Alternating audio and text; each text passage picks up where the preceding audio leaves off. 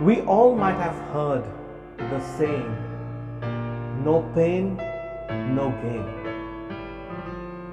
Following Jesus is not so simple.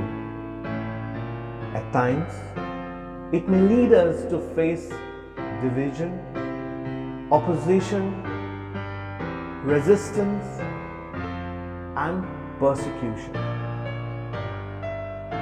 The world is wounded and broken because some raise their voice for the truth and do what is right.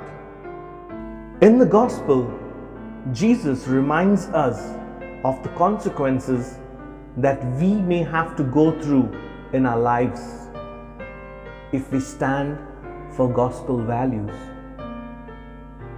Jesus is the truth for us, and it is not easy to spread the message of God and purge the world's sin. For the call of God is not career-based, but faith-related. Father Stan Swami, who stood for the rights of the tribal people in Jharkhand, endured the suffering because his spirit was very much united with God. He wanted the truth to be heard by the people. As a result, he had to face death in prison. The world needs truth.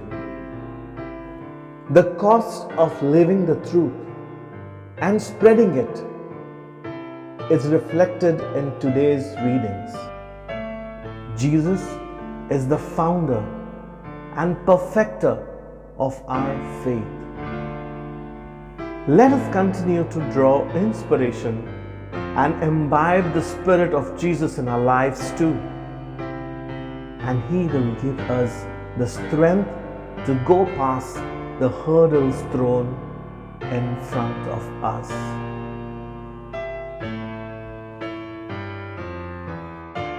Lord, bless us with your grace so that we may be strengthened to proclaim your word through our edifying lives.